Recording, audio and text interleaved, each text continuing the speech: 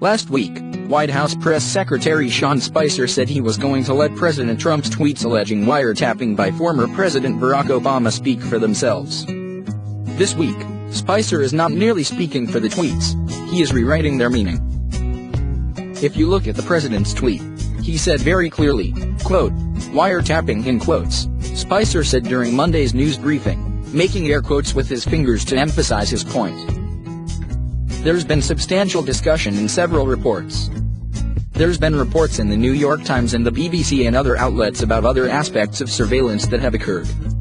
The president was very clear in his tweet that it was, wiretapping that spans a whole host of surveillance types of options. The old air quotes defense. According to Spicer's new argument, Trump didn't necessarily mean wiretapping when he said wiretapping, and reporters should know this because he put the phrase in quotation marks.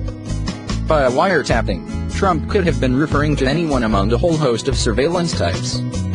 Obviously. This is quite a remarkable standard Spicer is trying to set for his boss. None of the several reports Spicer referenced actually claim that Trump or his aides were wiretapped, despite claims to the contrary. Fox News Channel's Steve Doocy said on the air Monday morning that there's no doubt about the fact that at least Michael Flynn was wiretapped, and counselor to the president Kellyanne Conway said on CNN a short time later that we know that General Flynn was wiretapped. Wrong. The Washington Post reported last month that pre-inauguration phone calls between Flynn, who resigned as National Security Advisor, and Russia's ambassador to the United States were intercepted by U.S. intelligence agencies because the ambassador was wiretapped. That's a key distinction that the president's aides and media boosters seem determined to obscure.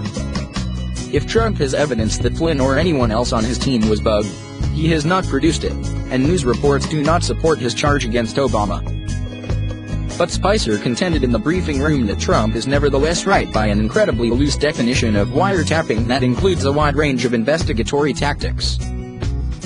The unavoidable conclusion is this: Spicer knows that no evidence of actual wiretapping is coming, so his best shot to vindicate Trump is to claim that wiretapping could mean something else.